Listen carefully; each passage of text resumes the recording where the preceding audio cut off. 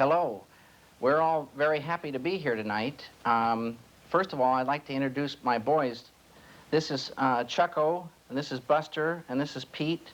I'm David Lynch, and this is Bob, and this is Dan. January 15th, 2026 marked the one-year anniversary of the passing of American filmmaker David Lynch. I'm so depressed I don't know what I'm doing. For decades, Lynch put out films that have become quintessential pieces of surreal cinema and have forever left their mark and influence on filmmaking. While Lynch remains revered by nerdy film buffs, his influence might reach farther than you'd assume. Lynch's approach to filmmaking, his distinct sense of humor, his careful sound design, and those dreamy visuals make him a truly singular filmmaker, and his filmography is one I find myself constantly returning to. Since my dad first showed me Twin Peaks when I was a teenager, I've found myself magnetically drawn to his work and endlessly mulling over and deciphering the meaning of his films. Today, I want to sit down and try to rank his filmography, from my personal least favorite to what I consider to be his very best. Some disclaimers before we begin. I will not be including any of Lynch's short films that he made, like What Did Jack Do or Rabbits. I will be including the Twin Peaks pilot episode, along with Season 3 in its entirety, because even Lynch himself considered the whole season to be one movie. Finally, due to the nature of Lynch's films, it's very possible I'll describe one of his movies or project an interpretation of it that you completely disagree with. Keep in mind, whatever I say about them is just my interpretation. But anyways, with that out of the way, let's get right into the ranking. Now, I would like to nominate for the Ice Bucket Challenge, Vladimir Putin. June. This shouldn't be a surprise to anyone. Lynch's only foray into big-budget Hollywood film was one that left him discontent with the final product. Time and time again, Lynch has vented about his frustrations with the production of Dune, specifically due to studio interference and lack of control over the editing process. And, like many other Lynch fans, I have to agree that this one just doesn't do it for me. There's definitely some die-hard fans of this film out there, but in terms of a David Lynch film, this one just doesn't really hit the mark. To put it bluntly, the film is a mess and it's really hard to follow.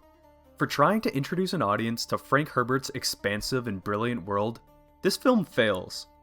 Now that the Villeneuve films are coming out, we actually have concrete examples of how transitioning the world of Dune to the big screen can be done correctly. Some ideas from the Dune universe lend themselves really well to the world of Lynch, but ultimately this whole movie just feels out of his wheelhouse. Taking the guy who directed Eraserhead and making him responsible for communicating the nuanced and complex world of Dune just feels like it was destined to go wrong.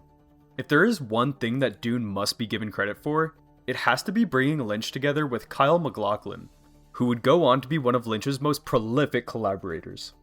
But yeah, overall Dune is just a confusing mess, and it's not a movie I find myself drawn to nearly as much as any other film Lynch has made. The first script is a story entitled The Elephant Man. The fact that Elephant Man comes in second last on my list is really a testament to the quality of this man's filmography. The Elephant Man is a beautiful and heartbreaking film about John Merrick, a man who is treated like a spectacle in a hauntingly inhumane way due to his physical deformities.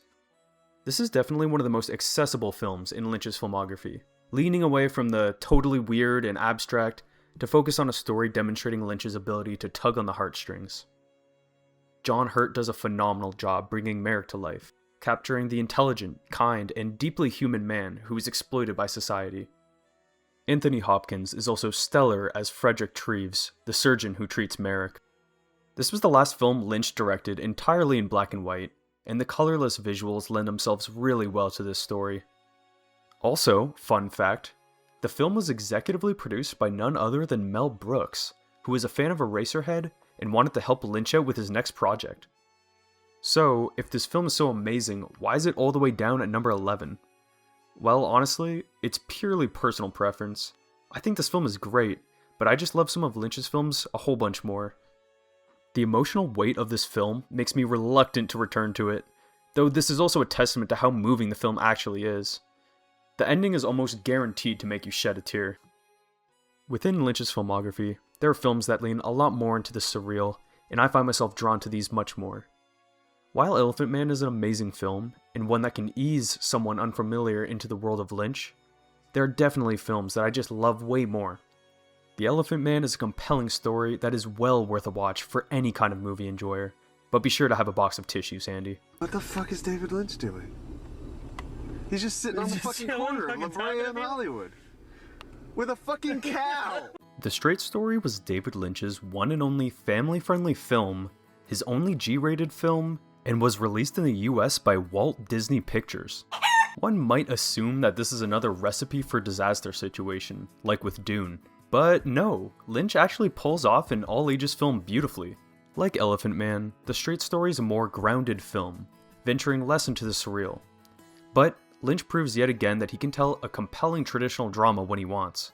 The film follows Alvin, a retired farmer who travels from Iowa to Wisconsin on his tractor to visit his dying brother. Along the way, Alvin meets a cast of memorable characters and reflects on his own life and regrets. Now while the film is family friendly, I have a hard time imagining any kid really digging this movie. It's slow, it's quiet, it mostly follows old people, and it doesn't have any bright yellow cartoon characters wearing overalls. For any other age range though, I think everyone can find something really touching to take away from this film. Alvin's adamant determination to see his brother and make his way to him on his own terms is a really beautiful story. His decision to reconcile with him takes him on a trying journey, but his resolve to make it is really heartwarming. Along the way, Alvin is able to inspire others, as well as face other traumas from his own past. One of the most beautiful scenes in the film is the one where Alvin sits at a bar with a World War II veteran, and he confronts how his conscience was haunted by his own actions in the war. The film all culminates in a masterful way that speaks for itself. Another thing that's great about this film is that it's funny when it wants to be. That's a darn good grabber, Alvin. Lynch's singular comedic timing works really well in a G-rated film, and there's a ton of great gags throughout. My favorite is the one about a woman who accidentally runs over a deer every single week without fail. It's so bizarre. I've tried driving with my lights on. I've tried sounding my horn. I scream out the window. I roll the window down and bang on the side of the door and play Public Enemy real loud. Anyways, The Straight Story is Lynch at some of his most heartwarming, and it's a film that I feel like goes pretty underlooked by his fans. Honestly, more people need to check it out, especially if you're a big fan of Lynch. Don't let this one go under your radar.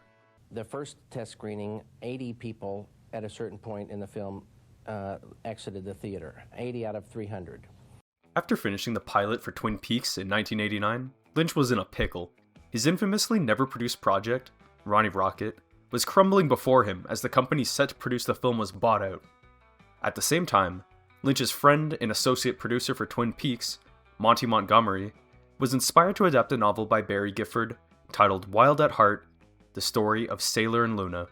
Initially, Lynch was only supposed to produce the project, but after reading the novel and falling in love with it, he became the director, and thus, Lynch's Wild at Heart was born. The first time I watched this film, I remember having two big takeaways. One was, damn, I can't believe Nick Cage was in a David Lynch movie. The second was, damn, I can't believe how much sex Nick Cage has in a David Lynch movie. In fact, I remember thinking there was a bit too much sex in this movie, if such a thing is even possible. It felt like Nick Cage was getting it on so much that it was getting in the way of the plot.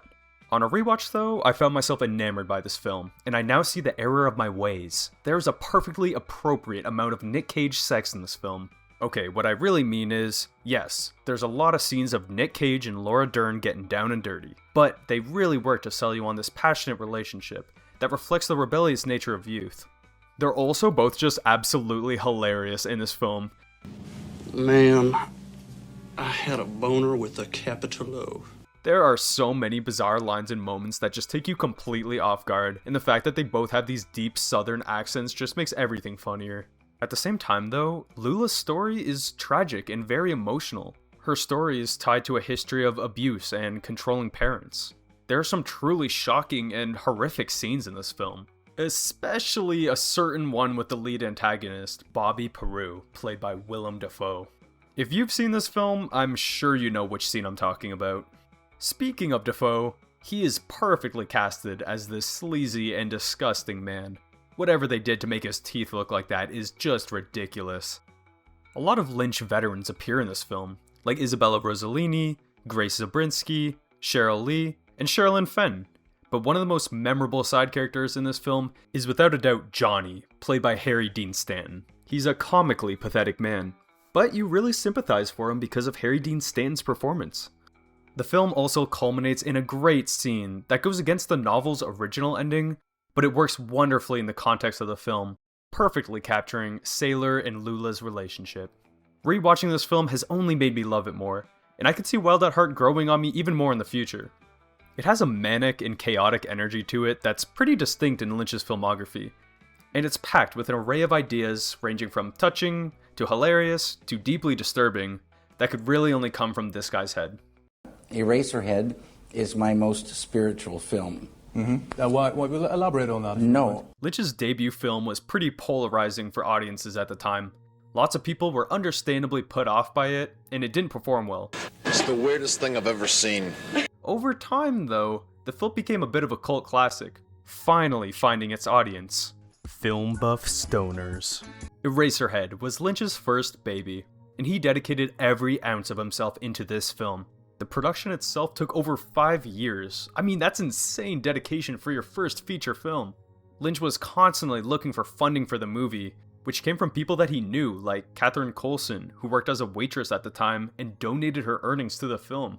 It was also partly produced by Sissy Spacek, who at the time was the wife of Lynch's childhood friend Jack Fisk. That is just such a weird piece of Eraserhead lore. Sissy Spacek also ended up starring in The Straight Story, so I guess it came around full circle in the end. For a long portion of the production, Lynch even lived and slept on the set of the film, which sounds like a nightmare, but for Lynch was probably a dream come true. The final result speaks for itself. You can feel the care and effort put into crafting this film, and despite that tiny budget, this film has aged wonderfully in every way. Eraserhead is without a doubt one of my favorite examples of Lynch's sound design.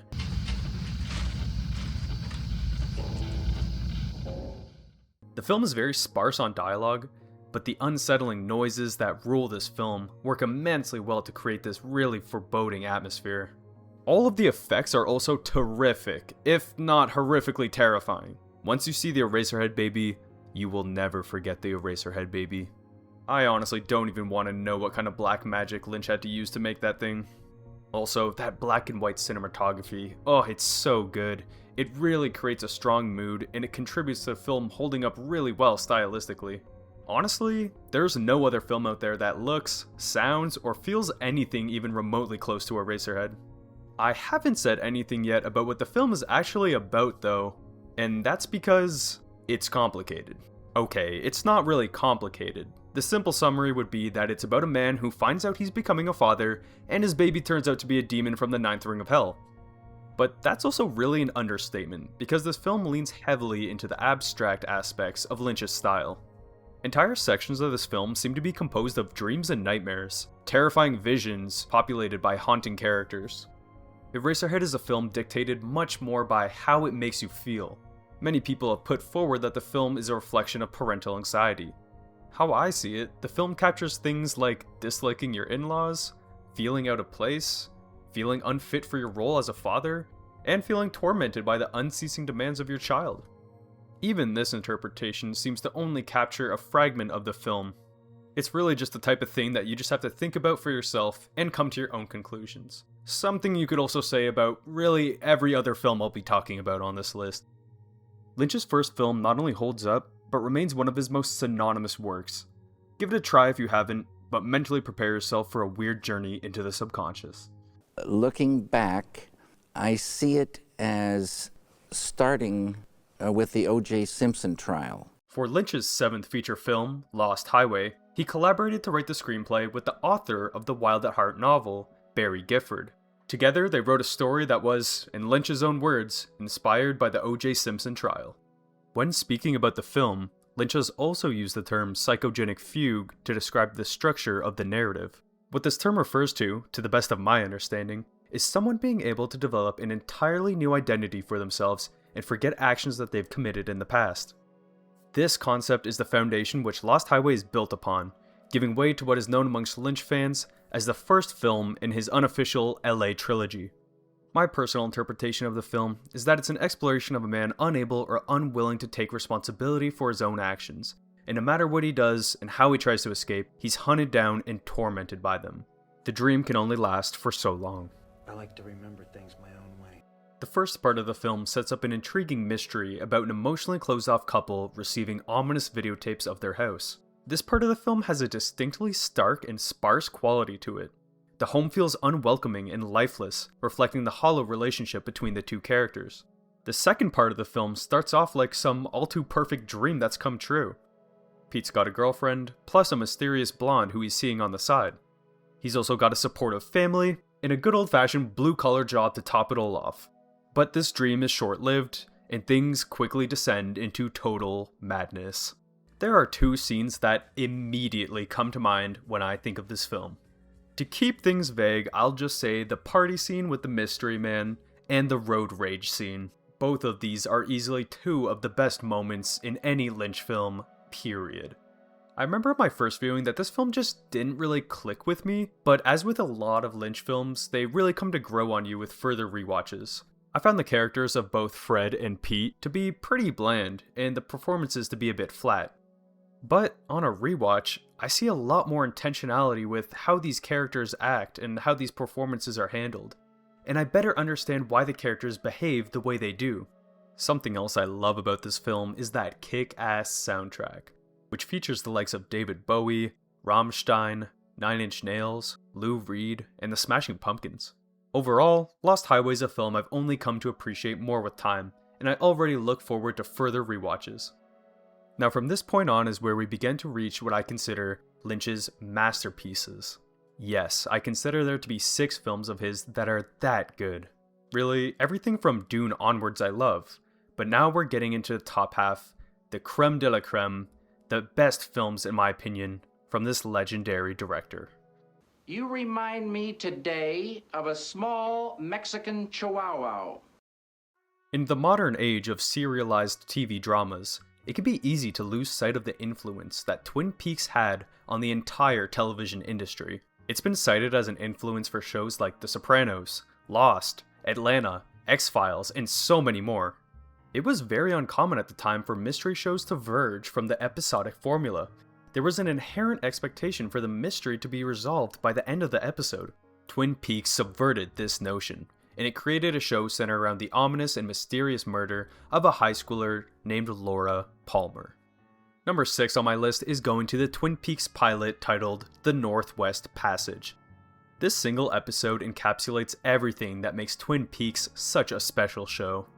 The characters are without a doubt some of the most memorable and compelling from Lynch's entire filmography. Where do I even start? Special Agent Dale Cooper, played by Kyle MacLachlan, is the perfect protagonist to follow through this bizarre town. He has a subtly macabre edge to him in this pilot that's not really apparent in the rest of the series, but I think it wonderfully complements the unsettling tone of the rest of the show. Meanwhile, the rest of the massive cast gives us a huge pool of different types of characters, from charming and comical like Andy and Lucy, to conniving and shifty like Ben Horne and Leo, to straight up emotionally damaged and broken people like the Palmers. Underscoring all these characters is then the fact that you can't trust anyone. Everybody's a suspect, and everyone has their own motivations. Practically every character is having an affair with someone else in town, and this gives every character a moral opaqueness that makes you question their morality. Aside from the amazing cast of characters, another very special draw to the series is without a doubt its distinct atmosphere. So many shows have since tried to replicate it, but none to the effect of Twin Peaks. The small town, rural America feel, the imposing trees, the interconnectedness of the townspeople, it all builds an atmosphere that manages to be both strangely comforting in its simplicity and ominous in its darker undercurrents. The feeling of Twin Peaks for me is captured best by that sound of a distant foghorn. It strikes you as somehow being both serene and having this deep sense of longing. The pilot also strikes that perfect balance of emotions that Lynch is so great at. Even emotions that feel at odds with one another work miraculously well in the context of this episode.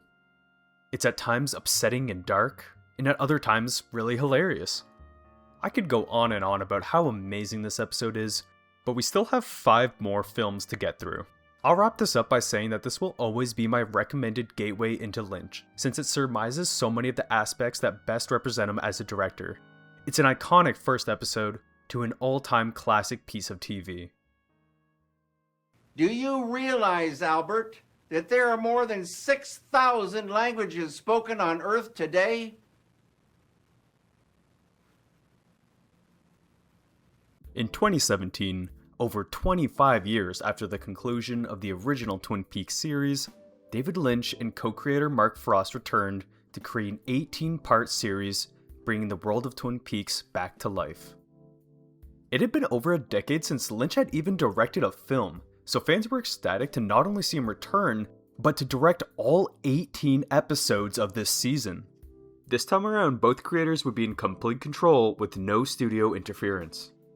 When Twin Peaks: The Return finally aired, it became clear really quickly that this season was not going to be what a lot of fans wanted, nor would it quickly resolve all the questions still hung over from 25 years back. I mean, if anything, it seemed like Lynch was set on only giving us more questions, and pushing the show into even stranger, more surreal directions. If you were into Twin Peaks for the cozy, small-town vibe, then you better sit this one out because The Return is about as far removed from that aspect of the original series as possible.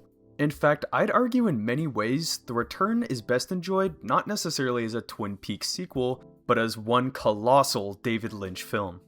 Some people might argue with me on that one, but I feel like once you shed that initial expectation, you can liberate yourself and really enjoy The Return for what it is, which is one of the most stupendous things Lynch has created.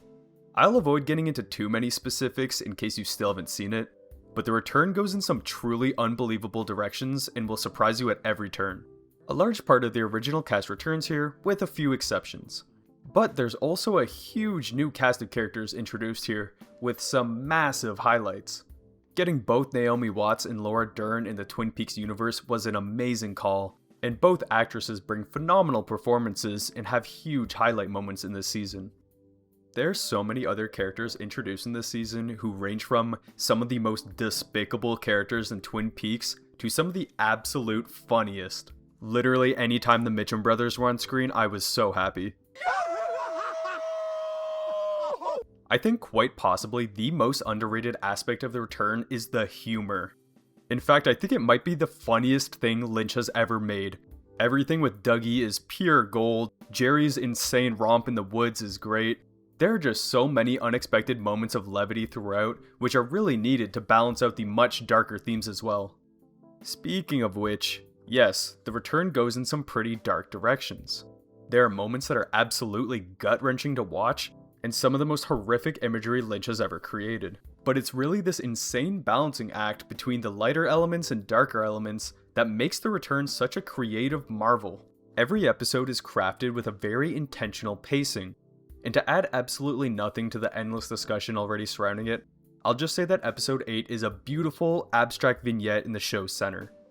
For Lynch's final film, he went out with a piece of art that takes every aspect of his work to date and brings it to a whole nother level. While there might be other films by Lynch that I do personally prefer, I would never argue with someone who claims The Return is Lynch's true masterpiece. It might require a bit more patience from the viewer than some of his other films, but I feel like it's absolutely justified in this case, especially since it all leads to one of the most unforgettable endings to any piece of art I've ever seen. I want a one-legged 16-year-old girl. I want a Japanese girl who's Eurasian. David Lynch's final feature film, Inland Empire, is without a doubt the hardest film on this list for me to discuss. In my opinion, and what seems to be the opinion of a lot of other Lynch fans, this is his most dense and impenetrable work, and honestly it makes a lot of sense when you consider the production of the film. I mean, while shooting the film, Lynch didn't even have a finished screenplay. He would hand actors their dialogue on the day of shooting. The film was also shot entirely on a handheld Sony camera by Lynch himself. On top of that, it stands as his longest feature film at 3 hours long. It is a very intimidating watch, even for a Lynch veteran, and unsurprisingly, on a first watch, I found myself completely lost. But of course, being lost is undeniably a central aspect of being a fan of Lynch. You can work out the film on your own terms, and then revisit it again to see how your thoughts have changed. And personally, I was shocked by how much my feelings changed on this film. After Lynch passed, there was a local art house theater pretty close to my apartment that was basically marathoning all of his films over the course of like 2 months. I went to see almost every single one of them, but when Inland Empire rolled around, it was right in the thick of my university's exam season, so I was super busy and I very nearly opted out of going to see it. But my roommate, who I'd been going to see all of the screenings with, convinced me to go so we could round out our Lynchathon together. We got ourselves snugly into the best seats in the house, and then we watched the film in a practically empty theater. By the time the film wrapped up, I found myself honestly shocked, because I'd enjoyed the film on the first watch, but it was really the second viewing that completely exceeded my expectations. I had a better grasp of what was going on in the first hour or so of the film, but without a doubt after that point, it just gets super wild, and I definitely have a lot more question marks there. And honestly, having all those question marks is something that I really do love. I think this is probably the film of Lynch's that still has the most to offer me on rewatches. I feel like there's still tons more to parse and discover here, and that's something I really value with his films. Every viewing of the film reveals something new, and it changes the experience that you have with the film in its entirety. In my best attempt to actually lay out the plot here for you, it follows Nikki, an actress played by Laura Dern, who lands the lead role in a film titled On High in Blues Tomorrow. Things seem pretty peachy for Nikki, until it's revealed that the film she's making is actually a remake of another film, a film that was never finished because the two leads were murdered, and the film has since become supposedly cursed. The film then follows Nikki as the line between reality and film begins to blur, and we can no longer tell when she is or isn't acting. And it's around this point in the film where things just go completely off the rail, and while I have a handful of ideas and thoughts about what's happening in the rest of the film, your interpretation is really as good as any here.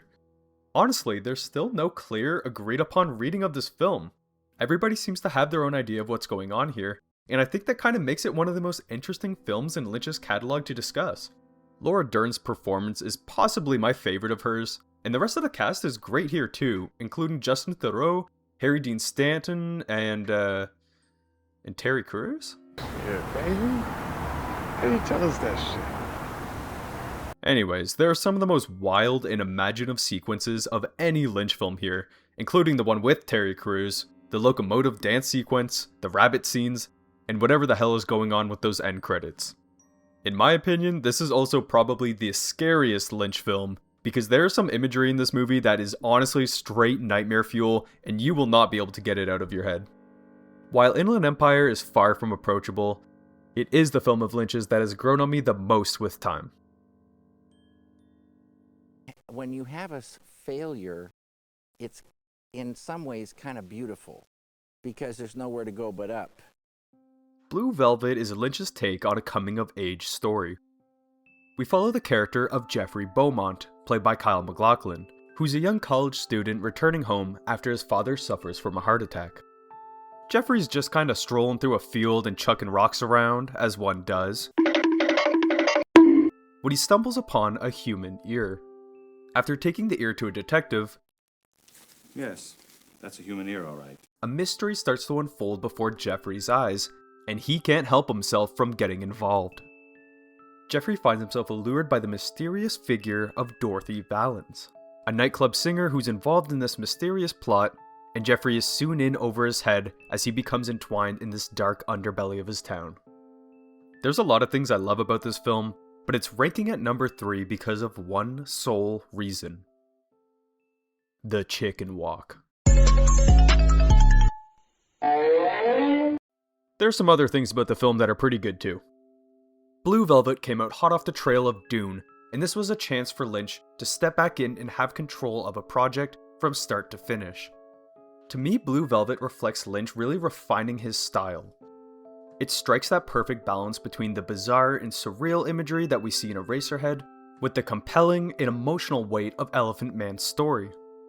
Sprinkled in there for good measure is Lynch's distinct brand of comedy, Heineken? Fuck that shit! Pabst Blue Ribbon! and a compelling mystery to follow. The casting of this film is without a doubt some of the strongest in Lynch's filmography. You get a young, spry Kyle MacLachlan, Laura Dern in her first role with Lynch, and Isabella Rossellini giving a heartbreaking performance as Dorothy. But, of course, if you're talking about the performances in this movie, you have to mention Dennis Hopper as Frank. Oh my god, this is probably my favorite antagonist from any Lynch film. I mean, Hopper's performance turns this man into a literal living nightmare. He is just driven by so much hate and anger. Literally anytime Frank is on screen, you're shitting your pants.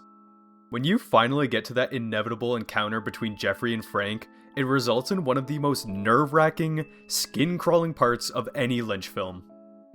While Blue Velvet is in many ways one of Lynch's darkest films, the ending is one that leaves you with an immense feeling of hope and optimism. There's no ultra-ambiguous ending to this film. It's actually pretty straightforward, but super effective for the story being told here. Even with Blue Velvet being one of my personal favorite films of all time, there are still 2 more films that rank slightly above it. Fire Walk with Me wasn't well received by most of the Twin Peaks fans because it didn't have, they said, the same humor or, lightheartedness as the series. Just 1 year after Twin Peaks' second season finished airing, Lynch returned to direct a feature film follow-up titled Fire Walk with Me. After the show's conclusion, which left fans on the edge of their seats, expectations were high going into this film. But upon Fire Walk with Me's release, fans were not satisfied with what they got. The film was not only a commercial flop at the time, but it failed critically too.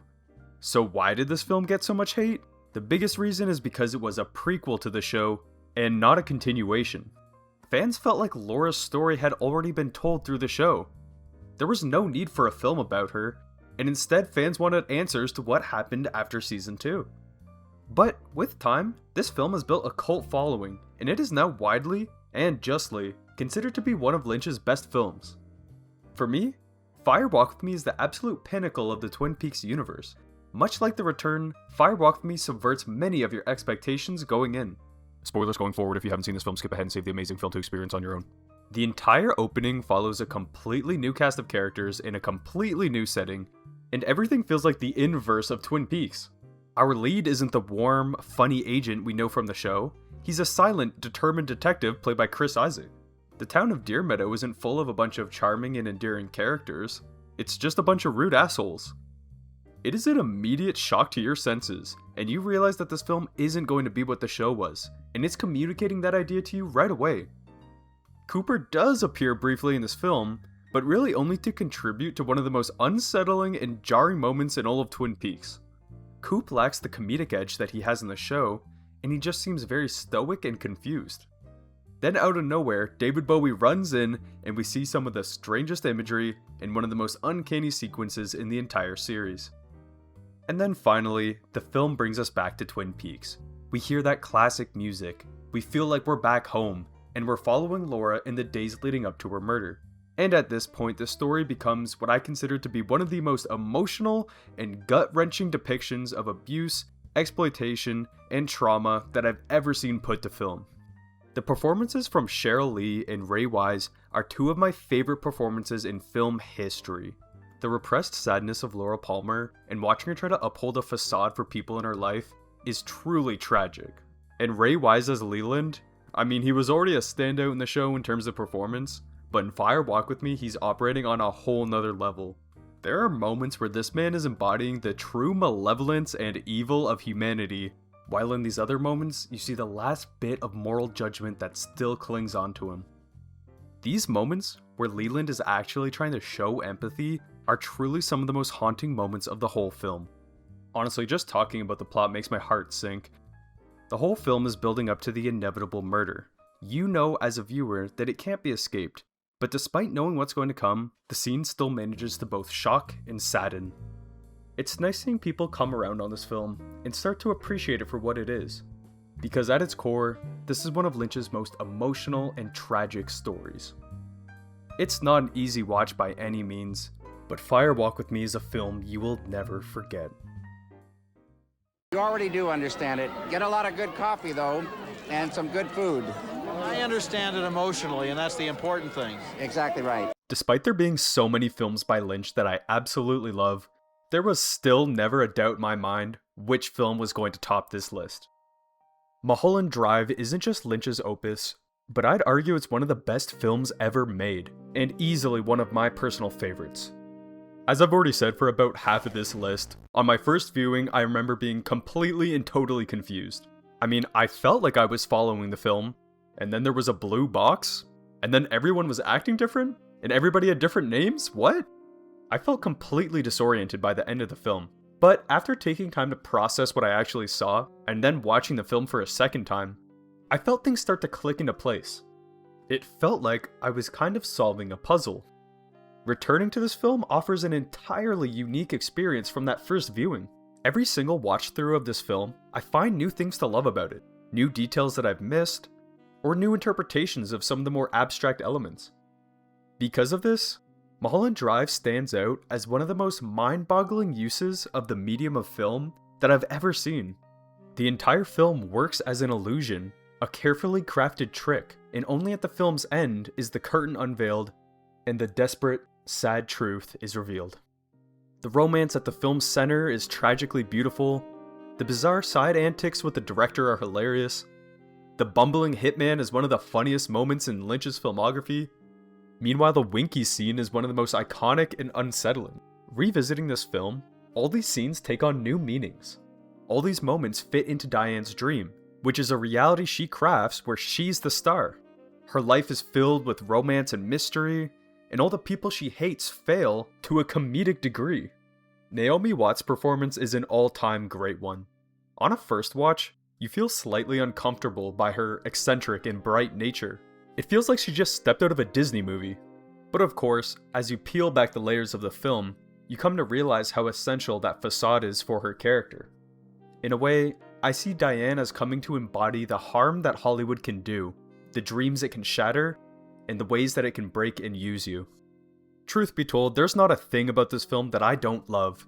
The amount of unforgettable, iconic scenes are too many to count. The camera work is stunning, especially those evocative shots of the two leads' eyes. The sound design and music are put to great effect here, and the characters are some of Lynch's most compelling.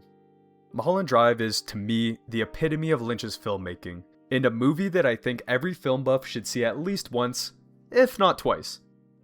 Mulholland Drive will definitely challenge you as a viewer, especially if you're new to Lynch, but pieces of this film will undoubtedly stay in your mind forever.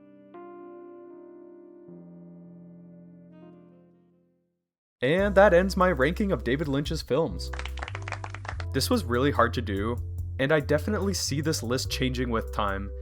More so than actually ranking the films, I just wanted to use this as an opportunity to talk about one of my personal favorite directors. If you still haven't checked out his films, hopefully I've convinced you to at least give one of them a try. For those of you who have watched these films, what do you think? Do you agree with any of my takes? Or am I horribly wrong and Dune is actually a misunderstood masterpiece? Anyways, let me know. Bye!